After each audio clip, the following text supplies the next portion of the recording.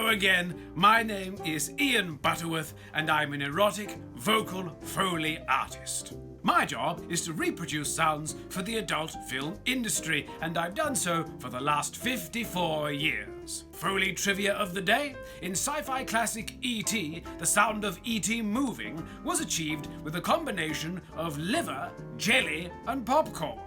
Quite the cinematic feast. Let's see what we have today. The unexpected jizzplosion. Well, they can't all be happy sounds, can they? Graham, are we ready? Let's go for one. Oh, why? No. Yeah. No, one more, Graham, please. Oh, no, my eye. That was the one. And there it is. The magic of film. See you next time.